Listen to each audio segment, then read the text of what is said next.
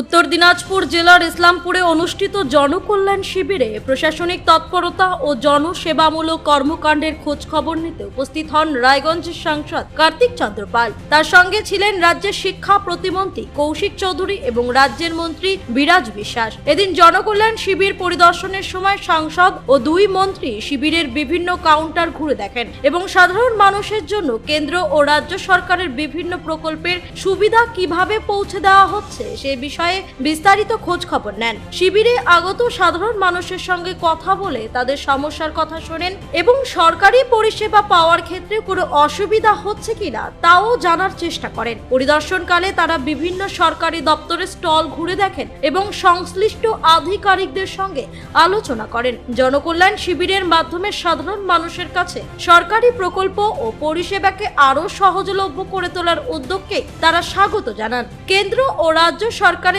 বিভিন্ন জনমুখী প্রকল্পের সুবিধা যাতে দ্রুত ও স্বচ্ছভাবে মানুষের কাছে পৌঁছে দেওয়া যায় সেই বিষয়ে গুরুত্ব আরোপ করেন। সাংসদ কার্তিক চন্দ্র পাল বলেন, সাধারণ মানুষের দোরগোড়ায় সরকারি পরিষেবা পৌঁছে দেওয়ার ক্ষেত্রে এ ধরনের শিবির অত্যন্ত গুরুত্বপূর্ণ ভূমিকা পালন করেছে।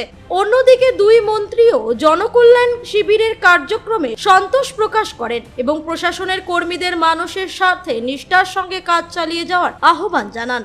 জনকল্যাণ শিবিরে সাংসদ ও দুই মন্ত্রীর উপস্থিতি সাধারণ মানুষের মধ্যে উৎসাহের সঞ্চার করে। শিবিরে আসা বহু মানুষ তাদের সঙ্গে সরাসরি কথা বলার সুযোগ পেয়ে বিভিন্ন দাবি ও সমস্যার কথা তুলে ধরেন। কেন্দ্র ও রাজ্যের উন্নয়নমূলক কর্মসূচিকে আরো কার্যকরভাবে মানুষের কাছে পৌঁছে দিতে এই ধরনের পরিদর্শন গুরুত্বপূর্ণ ভূমিকা পালন করবে বলে মনে করছেন প্রশাসনিক মহলে।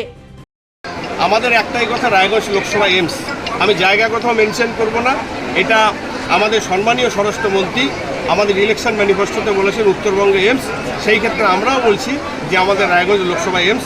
এটা নিয়ে আমরা অলরেডি আমাদের 12 তারিখের প্রশাসনিক বৈঠকে মুখ্যমন্ত্রীর হাতে 197 একর জমি তুলে দেওয়া হয়েছে। আপনারা যদি জানতে চান জমি কোথায়, আমি কোনোভাবে বলবো না, কিন্তু আমাদের একটাই লক্ষ্য রায়গঞ্জ লোকসভা এইমস। দেখা যায় যে শিক্ষকরা একেবারে নিয়মিত নয় এবং পঠন পাঠনের মানও অনেক জায়গায় অনেক একদম নিম্নমানের। এটাকে ঠিক করার কি আপনাদের মাধ্যমে এর আগেও আমি বলেছি, আপনাদের মাধ্যমে আরও একবার আমি প্রত্যেক শিক্ষককে, যারা সমাজ যাদেরকে খুব শ্রদ্ধার চোখে দেখেন, আমাদের সরকার সেই শিক্ষকদের খুব শ্রদ্ধার চোখে দেখেন, প্রত্যেকের কাছে আমার আবেদন, নতুন সরকার এসছে, আমাদের প্রত্যেকটি বাচ্চাকে এবং তার পরিবারকে আমরা বোঝাতে চাই যে আপনারা সরকারি বিদ্যালয়ের প্রতি আগ্রহ আপনাদের বাড়ুক, সরকারি বিদ্যালয়ে আপনাদের বাচ্চারা পড়াশোনা করুক। সেই জন্য আমি সমস্ত শিক্ষক শিক্ষিকাদের কাছে আবেদন রাখবো, আপনারা এই বাচ্চাদের আগ্রহ এটা তৈরি করান, বিদ্যালয়ের পড়াশোনা আরও কী করে ভালো করা যায় সেটা ভাবুন। সরকার সবসময় সমস্ত কিছুর জন্য আপনাদের সাথে থাকে। ইসলামপুর থেকে দেবব্রত চক্রবর্তীর রিপোর্ট, কুলিক নিউজ।